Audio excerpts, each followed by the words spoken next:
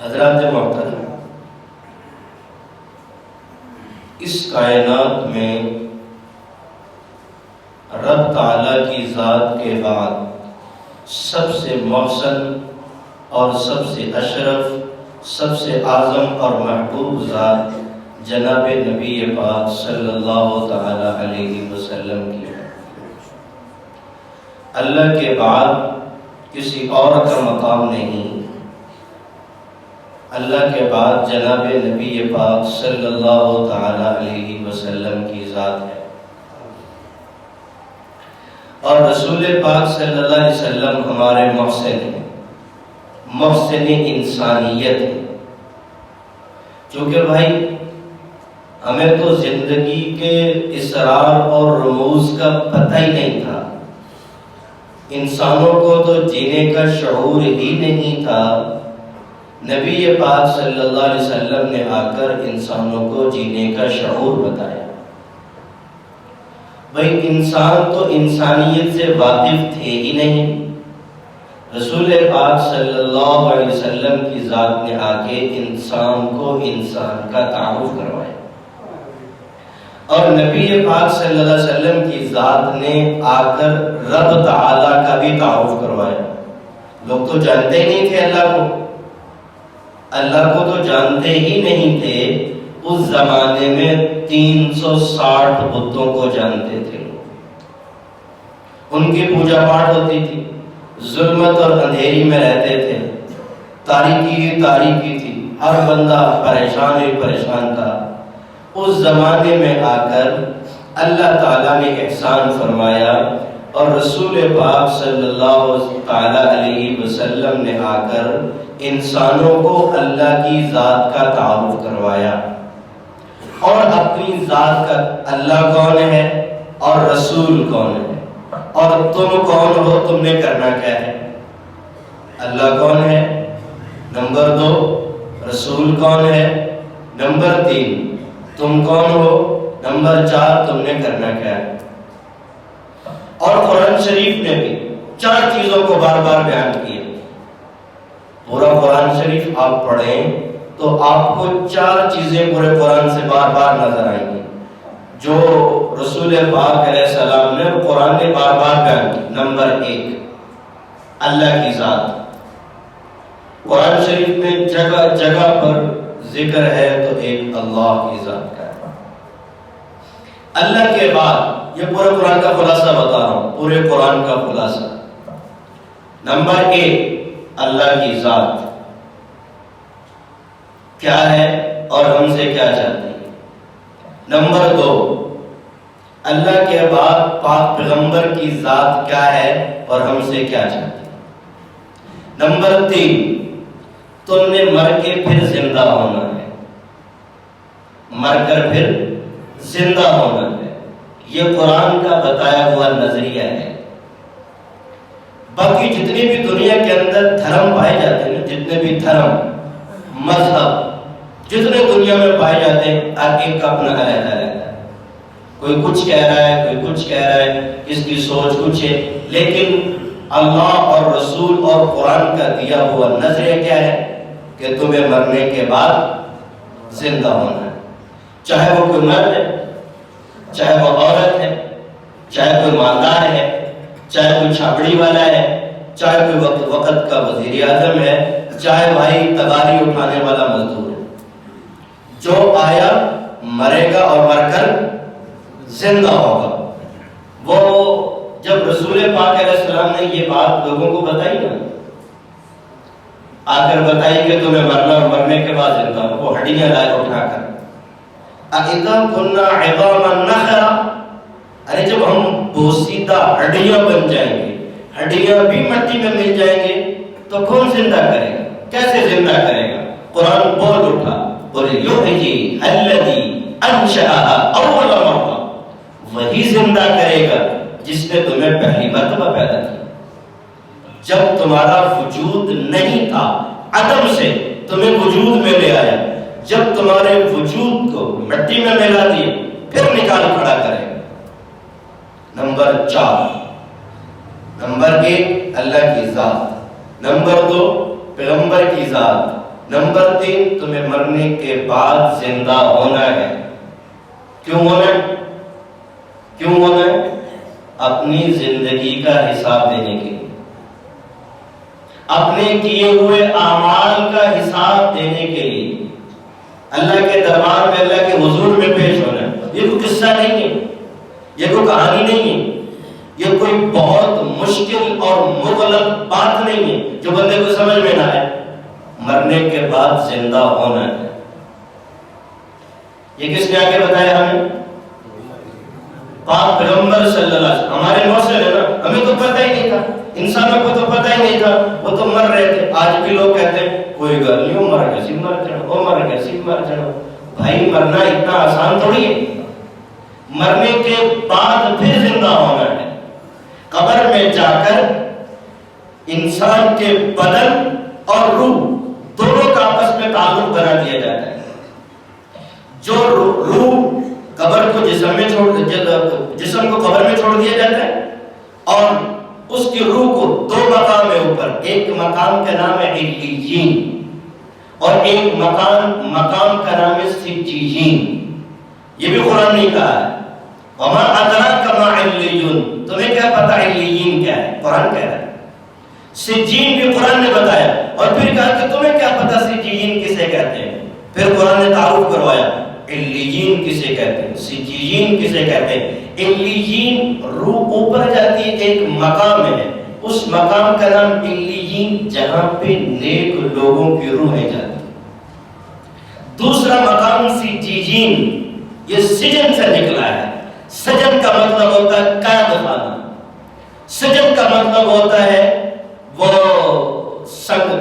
قید، سجین کا مطلب ہوتا ہے قید میں ڈال دو ان کی روحوں کو، وہ وہاں جاتی۔ اب جو سجین اچھے مقام پہ چلی گئی، جو روح پہ گزرتی ہے وہ بدن محسوس کرتا ہے۔ روح اور جسم دونوں کا تعلق ہے۔ اگر روح اچھے مقام پر ہے تو روح کے ساتھ جو اچھے معاملات ہو رہے ہیں وہ بدن محسوس کرتا ہے، لیکن ہم محسوس نہیں کر سکتے چونکہ وہ ہماری نظروں کے سامنے مردہ ہے، لیکن اللہ نے اس کا تعلق پیدا کیا ہوا جس کو وَلَٰكِن لَا تَشْعُرُونَ، تم سمجھ نہیں سکتے۔ قرآن کہہ رہا ہے ہم نے اس کو زندگی دی ہے لیکن تم سمجھ نہیں سکتے۔ موٹی سی مثال دو، ایک بندہ سویا ہوا ہے، خواب میں وہ دیکھتا ہے کہ میرے پیچھے یہ لگ گیا، وہ لگ گیا، یہ ہو گیا، وہ ہو گیا۔ وہ خواب میں تڑپ رہا ہوتا ہے، ماتھے پہ پسینے بھی آ رہے ہوتے ہیں، پتہ نہیں کیا کچھ ہو رہا ہے۔ ہم اس کے سرانے بیٹھ کے اس کے اندر کی کیفیت کو محسوس نہیں کر سکتے جبکہ وہ زندہ ہے، اور جو مردہ ہے ہماری نظروں میں مرا ہوا اللہ کی اس کی کیفیت کو کیسے محسوس کر سکتے ہیں؟ تو دوسرا مقام ہے سجین، وہاں پہ بد لوگوں کی روحیں جاتی ہیں۔ تو تیسرا جو رسول پاک علیہ السلام نے ہمیں اور قرآن نے اور اللہ نے بڑا مضمون دیا، مرنے کے بعد زندہ ہونا۔ نمبر 4 جو قرآن نے چوتھی اور اہم بات بتائی، بھائی قیامت بھی آئے گی، قیامت بھی آئے گی۔ اور صحابہ نے پوچھا اللہ کے نبی قیامت کب آئے گی؟ جبرائیل علیہ السلام آئے، میری طرف دیکھیں، جبرائیل آئے انسانی صورت میں۔ جبرائیل دو انسانوں کی شکل میں آتے تھے، 2 صحابہ کی شکل میں، ایک کا نام ہے جریر بن عبداللہ البجلی، دوسرے کا نام ہے دحیہ کلبی۔ اور ان کی طرف دیکھ کر نبی پاک علیہ السلام نے فرمایا یوسف ہذہ الامہ، اتنے حسین تھے، فرمایا میری امت کا یہ یوسف ہے، جبرائیل ان کی شکل میں۔ مدینہ شریف میں حضرت جبرائیل آئے، رسول پاک علیہ السلام کے گھٹنوں کے ساتھ مسجد میں نبی میں بیٹھے ہوئے تھے، حضور پاک تشریف فرما تھے، جبرائیل آئے شدید البیاض، سفید کپڑے پہنے ہوئے۔ کیا پہنا ہوا بھائی؟ سفید کپڑے پہنے ہوئے، اور لمبے بال، اور بھائی کالے رنگ کے بال اور سفید کپڑے پہنو، بہترین صاف ستھرا لباس پہنا ہوا آگے، اور حضور پاک علیہ السلام کے ساتھ آ کر یہ دونوں گھٹنے تحیات کی شکل میں بیٹھ کر، تشہد کی شکل میں بیٹھ کر دونوں گھٹنے رسول کے گھٹنوں کے ساتھ لگا دیے، پھر مصافحہ کیا، پھر ایک بات پوچھی، پھر دوسری بات پوچھی، پھر تیسری بات پوچھی، پھر چوتھی بات، کئی ساری باتیں پوچھتے گئے۔ اللہ کے نبی جواب دیتے گئے. صحابہ حیرانگی سے دیکھ رہے ہیں بندہ کون ہے. جب حضور جواب دیتے تو جبرائیل آگے سے کہتے صدقتا، آپ نے سچ فرمایا. صحابہ حیرانگی سے تک رہے ہیں، سوال بھی خود کرتا ہے، سوال کی تصدیق بھی خود کر رہا ہے. جب حضور جواب دیتے تصدیق بھی خود کر رہا ہے، یہ ہے کون؟ جب ہوا پھر جبرائیل نے آخری سوال پوچھا، اللہ کے نبی متی الساعہ، قیامت کب آئے گی؟ قیامت کب آئے گی؟ حضور نے فرمایا، حضور علیہ السلام نے فرمایا مَا الْمَسْئُولُ عَنْهَا بِأَعْلَمَ مِنَ السَّائِلِ، تم سے زیادہ میں نہیں جانتا، جتنا تمہیں پتا ہے اتنا مجھے پتا ہے. پھر اس نے پوچھا کہ اس کی علامتیں کیا ہیں؟ پھر حضور نے علامتیں گنوائی، یہ علامت، یہ علامت، یہ علامت، یہ علامت، یہ علامت. پھر جبرائیل نے مصافحہ کیا، واپس چلے گئے. حضرت عمر سے پوچھا، عمر بندے نے جاننا ہے؟ اللہ کے نبی میں تو نہیں جانتا. اگر مدینے کا ہوتا ہم سارے پہچانتے، مسافر ہوتا تو کپڑے میلے ہوتے، میلے کچیلے ہوتے، بال بکھرے پڑے ہوتے، لیکن یہ مسافر بھی نہیں لگ رہا، مدینے کا بھی نہیں لگ رہا، ہم تو نہیں جانتے. حضرت رسول پاک علیہ السلام نے فرمایا، یہ عمر یہ جبرائیل تھے جو تمہیں تمہارا دین سکھانے ہیں. یہ جبرائیل تھے جو تمہیں تمہارا دین سکھانے ہیں. حضرت عمر رضی اللہ نے چاہا کہ میں دوڑ کر دیکھوں، فرمایا ٹٹور گئے، اب تو وہ چلے گئے ہیں، اب جانے کی ضرورت نہیں. جس ہستی نے آ کر ہمیں سارا کچھ بتایا، اللہ کی ذات کا تعارف کروایا، آخرت کا تعارف کروایا، اپنی ذات کا تعارف کروایا، مرنے کے بعد کی زندگی کا تعارف، ہمیں دوسرے کا تعارف کروایا انسانوں کو، تو اس پاک ہستی کا ہمارے اوپر حق یہ ہے. رسول پاک علیہ السلام نے فرمایا لا یؤمن احدکم، میں آخری نبی ہوں، مجھ پر آ کر اللہ نے نبوت اور رسالت کو ختم کر دیا ہے. لا یؤمن احدکم، تم میں سے کوئی بھی مسلمان نہیں ہو سکتا کامل اس وقت تک حتی اکون احب الیہ من والدہ وولدہ والناس اجمعین، جب تک میری ذات اس کو پوری کائنات سے محبوب نہ ہو جائے. جس ذات نے اتنا کچھ بتایا، اتنا ہمارا محسن ہو تو اس محسن سے حق درجہ محبت کی جائے. یہ ایمان کا حصہ ہے. اگر پیغمبر سے محبت میں کمی ہے تو ایمان ناقص ہے، ایمان کامل نہیں ہے. ایمان کے اندر کاملیت اور اکملیت اور ایمان کامل اس وقت ہوگا جب ساری کائنات سے زیادہ رسول پاک صلی اللہ علیہ وسلم کی ذات سے محبت ہو. اور حضور سٹیمپ لگا کے اس بات پر تم میں سے کامل مومن نہیں ہو سکتے. حضرت عمر رضی اللہ عنہ پاک پیغمبر کے ساتھ تھے، ہاتھ پکڑا عمر رضی اللہ کا. حضرت عمر رضی اللہ کہنے لگے اللہ کے نبی اپنی جان کے سوا، اپنی جان کے سوا ہر چیز آپ سے زیادہ محبوب ہے. اپنی جان کے سوا ہر چیز آپ سے زیادہ آپ کے سوا کوئی چیز آپ سے زیادہ محبوب نہیں ہے، آپ ہی کی ذات ہے. فرمایا عمر ایمان کامل نہیں ہے، عمر ایمان کامل نہیں ہے. جب ایمان کامل ہوگا جب میری ذات ساری کائنات سے زیادہ محبوب ہو جائے گی، ساری انسانیت سے.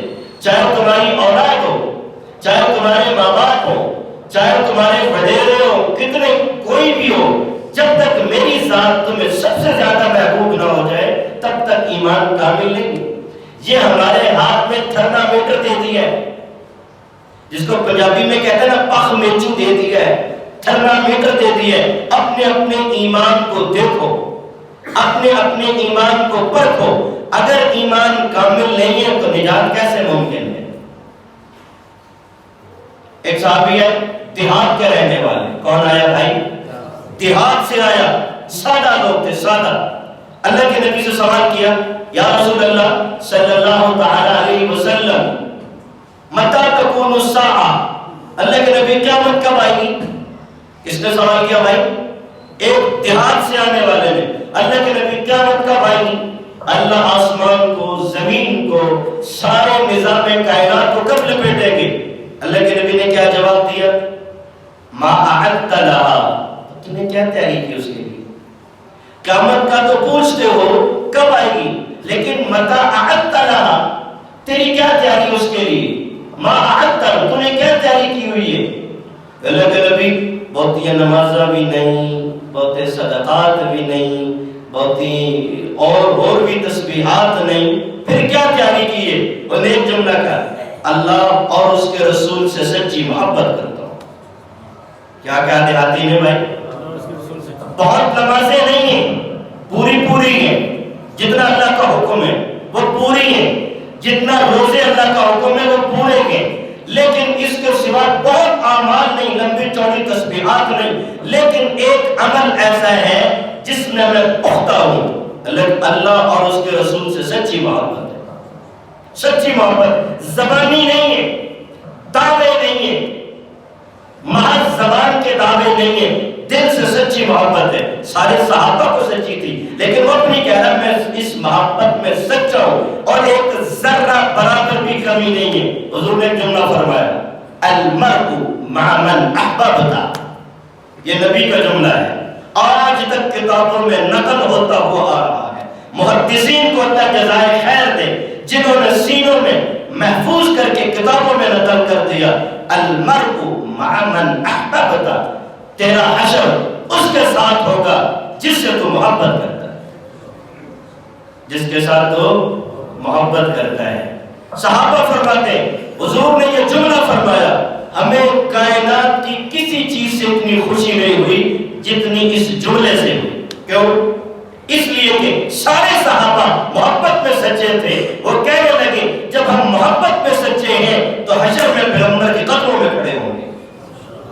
المرء مع من احبب، جس کے ساتھ تمہاری ایک صحابی ہے، ایک اور صحابی ہے، صحابہ بڑے ایمان کے پختہ لوگ تھے، ایک اور آیا صحابی، اپنے اپنے ایمان کو دیکھتے جانا، اپنے اپنے ایمان کو پرکھتے جانا، چاہے وہ وقت کا مفتی ہو، چاہے وہ وقت کا شیخ ہو، چاہے وقت کا جو ہے بھائی غوث الابدال ہو، جب تک اپنی رسول کے ساتھ محبت میں کامل نہیں ہے اس کا مفتی ہونا قبول نہیں ہے، اس کا قطب ہونا قبول نہیں ہے، اس کا وقت کا پیر اور فلانا ٹمکانا ہونا قبول نہیں ہے جب تک محبت میں کامل نہ ہو۔ ایک اور صحابی ہے حضرت ثوبان رضی اللہ عنہ آئے اور حضور ذرا چہرہ مرجھایا تھا، چہرے پہ حشاشت اور بشاشت نہیں تھی، تازگی نہیں تھی، جیسے بندہ کوئی پریشان ہوتا ہے، پریشانی کے عالم میں ڈوبا ہوا اور آ کر کے پاک پیغمبر کے رخ انور کو تکنے لگا، محبت سے ٹک باندھ کے تکنے لگا۔ حضور علیہ السلام نے پوچھا ثوبان کیا ہوا تمہیں ہوا کیا ہے، پریشان لگ رہے ہو؟ اللہ کے نبی کوئی جسم میں تکلیف نہیں ہے، کوئی جسمانی بیماری نہیں ہے، ایک اندر کی بیماری ہے جس کا علاج ڈھونڈتا ہوں۔ فرمایا اللہ کے نبی نے ثوبان بتاؤ، کہ اللہ کے نبی ایک مرض دل میں آپ کی محبت کا ہے، ایسی محبت ہے جو جدا نہیں ہوتی، لیکن اب مجھے اس محبت نے سوچنے پر مجبور کر دیا میں تو ادنا شخص ہوں، آپ کا ادنا غلام ہوں، آپ امام الانبیاء ہیں، آپ امام الانبیاء ہیں، رحمت للعالمین ہیں، اللہ کے بعد آپ کا مقام ہے، جنت اللہ نے آپ کے پیروں میں نچھاور کر دی ہے، آپ جنت میں جائیں گے انبیاء کے ساتھ ہوں گے، آپ جنت میں جائیں گے اعلیٰ مقامات پر ہوں گے، مجھ جیسا خادم اب دنیا کے دکھ ملتے ہیں، ہمیں کوئی دنیاوی دکھ آ جائے، کوئی غم آ جائے، کوئی پریشانی اور رنج آ جائے، ہم آپ کے دربار میں حاضر ہوتے ہیں، آپ کے روح انور کو دیکھتے ہیں، ہمیں دنیا کے غم بھول جاتے ہیں۔ اللہ کے نبی جنت میں تو چلے جائیں گے لیکن جنت میں جانے کا لطف نہیں آئے گا، جنت میں جانے کا مزہ نہیں آئے گا۔ کیوں نہیں آئے گا تمہیں لطف؟ عرض کرنے کہ اللہ کے نبی آپ تو بہت اونچے ہوں گے، آپ تو اونچے مقامات پر، ہم خادم نیچے ہوں گے، جب تک آپ کی جنت میں زیارت نہ ہو ہمیں جنت کا لطف نہیں آئے گا۔ حضور پاک رک گئے، جواب نہیں دیا، اللہ نے قرآن بھیجا۔ کیا بھیجا بھائی؟ قرآن بھیجا۔ لے کے کون آیا بھائی؟ حضرت جبرائیل آئے، آ کر کے آیا اور وہی سنائی، من یطع اللہ ورسول، جو اللہ کی اطاعت کرے، رسول کی اطاعت کرے، اور پھر آگے فرمایا ایک دوسرے مقام پر جا کر اولئک الذین انعم اللہ علیہم من النبیین والصدیقین والشہداء والصالحین، جو پیغمبر کی محبت میں، پیغمبر کی اطاعت میں، اللہ کی محبت میں اور اللہ کی اطاعت میں سچے ہوں گے، ان کو ہم انبیاء کے ساتھ جمع فرماتے ہیں۔ صحابی کا غم دور ہو گیا، میں بھی دیکھ لوں میری کتنی محبت ہے۔ صرف نعرے، صرف زبان سے دعوے ہیں، اور اگر محبت دیکھنی ہے پیغمبر سے کیسے کی جائے تو چلو پھر احد کے میدان میں۔ کہاں جاؤ بھائی؟ جاؤ احد کے میدان میں۔ آج سے 1443 سال قبل، 43 سال پہلے احد کے میدان میں جاؤ، صحابہ نے کیسے محبت کی پیغمبر سے، اور ہمارے لیے صحابہ معیار حق ہیں۔ صحابہ کو دیکھ کر، صحابہ پیغمبر کے ڈائریکٹلی شاگرد ہیں، دیکھو پیغمبر سے کیسے محبت کیے۔ حضرت نضر بن انس رضی اللہ عنہ صحابی ہیں، اچانک مسلمانوں پر حملہ ہوا اور انتہائی حالات بکھر گئے، صحابہ کافی تعداد میں شہید ہوئے، پاک پیغمبر کے دندان مبارک شہید ہوئے، رسول اللہ کو خوف کی کڑیاں چبھ گئیں اور بڑی حلقے چبھ گئے تھے اور بڑی پریشانی کا عالم تھا۔ صحابہ ادھر ادھر پریشان ہو گئے، اب کیا کریں؟ میدان احد میں آواز آئی، میدان احد میں آواز آئی، اللہ کے نبی شہید ہو گئے ہیں۔ صحابہ آواز باختہ ہو گئے کہ اللہ کے نبی شہید ہو گئے ہیں۔ یہ صحابی حضرت نضر بن انس رضی اللہ عنہ ایک دم اٹھے اور جب کہ کفار کے درمیان میں تھے اور کہنے لگے جس کے لیے لڑ رہے تھے اگر وہ شہید ہو گیا تو اس کے نقش قدم پہ کیوں نہیں چلتے ہو؟ پیچھے ہٹنے کی کیا ضرورت ہے؟ اور جاؤ آگے جا کر کے شہادت کو گلے سے لگا دو۔ ایک اور صحابی سامنے سے آیا، اس سے پوچھا کہاں سے آ رہے ہو؟ کہتا بھی یہ حالات ہے آپ کے سامنے، نہیں حالات کا جائزہ لے کے آ رہا ہوں۔ کہا وہ حضرت انس بن نضر کہنے لگے ارے پیچھے کیوں اڑتے ہو؟ اللہ کی قسم مجھے احد پہاڑ سے جنت کی خوشبو آ رہی ہے، جنت کی خوشبو آ رہی ہے۔ وہ ان کے ایمان کامل کی علامت ہے جن کو دنیا میں اللہ جنت کی خوشبو سنگوا رہا تھا۔ یوں کھجوریں پھینکی ہیں، اندر گئے شہید ہو گئے ہیں، اتنے زخم لگے، علماء نے لکھا 80 زخم تھے بدن پر، نہ تو نوز پہچانا جاتا تھا نہ آنکھوں سے پہچانے جاتے تھے، پورا جسم کٹ چکا تھا اور پورا جسم جو ہے نا وہ ہڈیاں کیا تھا اور پورا جسم کیا وہ قیمہ بن چکا تھا، کوئی پہچان نہیں سکتا تھا کہ صحابی کون ہے۔ جنگ ختم ہوا، احد کے شہیدوں کو جمع کیا گیا، ایک بہن آئی دوڑتے ہوئے اس لاش کو پہچانو یہ کون ہے، کوئی بھی نہیں پہچان سکتا۔ ہاتھوں کو یہ اٹھایا اور انگلیوں کے پوروں کو دیکھ کر بہن نے چوم کر کہا یہ تو میرا بھائی ہے۔ صحابہ اپنی محبت میں سچے تھے۔ جب رسول دنیا، ایک اور صحابی حضرت جناب سعد بن ربیع رضی اللہ عنہ صحابی ہیں، جنگ ہوئی، صحابہ بہت سارے شہید ہو گئے، تو جب جنگ کا اختتام ہوا حضرت سعد بن ربیع نے پیغام دیا احد سے، جب جنگ کا اختتام ہوا حضور پاک نے فرمایا میرے سعد کو ڈھونڈ کے لاؤ، کدھر ہے؟ مجھے سعد بن ربیع نظر نہیں آ رہا۔ صحابہ نے دیکھا تو کہیں نظر نہیں آئے، پاک پیغمبر نے تشکیل کی، دیکھو کہیں شہیدوں میں نہ ہو، کہیں دیکھو زخمیوں میں نہ ہو۔ ایک صحابی گئے ڈھونڈنے کے لیے حضرت سعد بن ربیع کو، وہاں گئے تو جا کر کے کیا دیکھا، آواز دی سعد کہاں ہو؟ سعد اللہ کے نبی نے بھیجا، آواز نہیں ہے، پھر کہا اللہ کے نبی نے بھیجا، پھر ایک ضعیف سی آواز آئی، کمزور سی ایک آواز آئی، اس طرف گئے تو 7 صحابہ شہید کے درمیان پڑے ہوئے تھے۔ پھر انہوں نے جا کر کہا کہ اللہ کے نبی نے آپ کو سلام کہا ہے، سلام کہا ہے۔ تو سعد نے کیا کہا کیسے؟ پھر پاک پیغمبر کو میرا سلام کہہ دینا اور یہ کہہ دینا اے اللہ کے نبی آپ کو اللہ تعالی اپنی طرف سے اور ہماری طرف سے جزائے خیر دے، جس نے ہمیں اندھیروں سے نکال کر روشنی میں لے آئے، جو ہمیں ظلمت سے نکال کر تاریکیوں سے نکال کر لے آئے، اب ہم جنت کو اپنی آنکھوں سے نظارہ کر رہے ہیں۔ پھر صاحب نے کہا میرے بعد میری قوم کو پیغام دے دینا، احد پہاڑ سے پیغام آیا، احد کے دامن سے پیغام آیا، میری قوم کو پیغام دے دینا اگر اے میری قوم کے لوگوں میں دنیا سے چلا گیا لیکن تم زندہ رہے، ایک آنکھ بھی زندہ رہی اور کوئی کافر میرے پیغمبر تک چلا گیا تو تم مت سمجھنا کہ تمہیں معافی مل جائے گی. یہ مرتے دم تک ان کا یہ. اور ایک اور صحابی کا ذکر کروں, حضرت زید بن دسنہ. یہ حضرت عبید رسول پاک علیہ السلام کو ایک عہد کے دامن میں جب زخم لگے نا, دندان مبارک شہید عہد کی کڑیاں چھپ گئی, کھپ گئی تھی اندر کو گئی. صحابہ کی محبت دیکھے پاک پیغمبر سے, تو ادھر سے صدیق آئے دوڑتے ہوئے, ادھر سے ابو عبیدہ آئے دوڑتے ہوئے کہ یہ پیغمبر کی خدمت میں کروں. صدیق اکبر کرنے لگے, میں خون کی کڑیاں نکال دوں. ابو عبیدہ نے کہا, ہاتھ جوڑ کے کہا کہ یہ خدمت مجھے کرنے دو, یہ خدمت مجھے کرنے دو. آپ نے دانت کو کڑی کے اندر ڈالا اور کھینچا تو دانت بھی ٹوٹ گیا اور کڑی بھی نکل گئی. دوسرا دانت ایک اور ڈالا, کڑی کھینچی, کڑی بھی نکل گئی, دانت بھی ٹوٹ گیا. اور پھر خون پاک پیغمبر کا رس رہا تھا. اسی بیٹے کا باپ آیا دوڑتا ہو, ادھر پچھاؤ, دونوں ہونٹ لگائے, پیغمبر کا خون زمین پہ نہیں گرنے دیا, سارا پیٹ میں ڈال دیا. میرے پیغمبر علیہ السلام نے فرمایا جس کے خون کے ساتھ محمد کا خون مل گیا اللہ نے جہنم کو حرام کر دیا. یہ صحابہ کی محبت.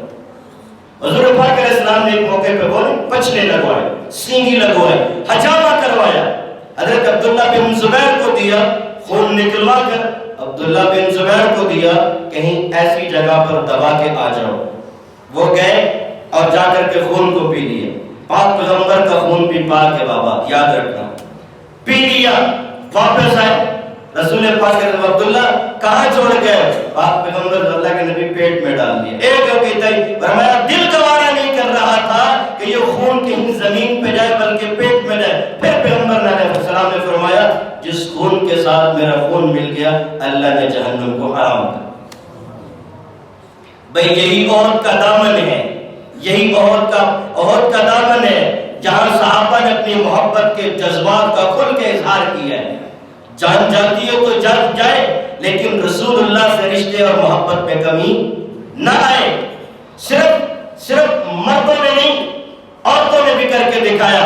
اکثر میں ذکر کرتا ہوں, ایک عورت آئی, جب یہ آواز مدینہ میں بھی آ گئی کہ اللہ کے نبی شہید ہو گئے, اللہ کے نبی شہید ہو گئے, عورت آئی حالات معلوم کرنے کو. سارا مدینہ نکل آیا, بچے کیا, بوڑھے کیا, عورتیں کیا, سارا مدینہ عہد کی طرف دوڑ دیے. اللہ کے نبی شہید ہو گئے, کیا بنے گا, کیا بنے گا, کیا بنے گا. اللہ کے نبی شہید ہو گئے. عورت آئی, عورت نے قافلے سے پوچھا ما قال رسول اللہ, اللہ کے نبی کا کیا بنا؟ فرمایا پیچھے والے پوچھو, پیچھے والوں سے پوچھو, پیچھے والوں سے پوچھو. پوچھتے پوچھتے بتایا تمہارا تو شوہر بھی شہید ہے. عورت کے دل میں سب سے زیادہ قدر اپنے شوہر کی ہوتی. اگر عورت ہو, کیا ہو بھائی, عورت سے مراد اچھی خاندان کی ہو, تو سب سے زیادہ اس کے دل کے اندر اپنے شوہر کی قدر ہوتی ہے.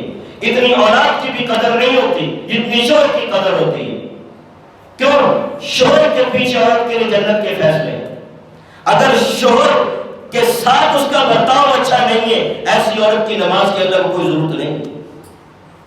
اگر شوہر کے ساتھ خدمت نہیں ہے, برتاؤ اچھا نہیں ہے, اس کی بات پہ لبیک نہیں کہتی عورت اور اس کی بات کو ٹال مٹول کر دیتی ہے, ایسی عورت کی نماز اللہ کے ہاں مقبول نہیں. یاد رکھیں, کوئی ضرورت نہیں ہے, مقبول نہیں ہے. عورت کی نماز تب مقبول ہے جب شوہر کی 100% اور مکمل اطاعت ہے نیک معاملات میں, اور جو شرعی معاملات ہیں ان میں. اگر غیر شرعی کہتا ہے, آج کل شوہر بھی کہتے ہیں, تیرے شوہر بھی کہہ دیتے جی بہویں بناؤ اور غیر شرعی ہو جاؤ, میرے دوستوں سے بھی ملو, میرے فلانے سے بھی ملو. وہاں اگر عورت نافرمانی کرتے تو مجرم نہیں ہے, یہاں مجرم ہے. حدیث شریف میں آتا ہے, ایک صحابی ہے حضرت معاذ بن جبل رضی اللہ عنہ, یمن سے آئے. یمن سے جب واپس آئے تو وہاں دیکھا کہ بڑے لوگ جو ہے نا بھائی اپنے پیشواؤں کو سجدہ کرتے ہیں. حضرت معاذ نے عرض کیا اللہ کے نبی ہمارا بھی دل چاہتا ہے آپ کو سجدہ کریں, آپ سے بڑا کون ہے دنیا میں؟ پاک پیغمبر نے فرمایا اللہ کے سوا کسی اور کے لیے سجدہ جائز نہیں ہے. پھر فرمایا لو كنت آمر احدا ان يسجد لاحد لامرت المرأة ان تسجد لزوجها. اگر اللہ کے علاوہ کسی اور کو سجدہ جائز ہوتا تو میں بیوی سے کہتا اپنے شوہر کے سامنے سجدہ کر.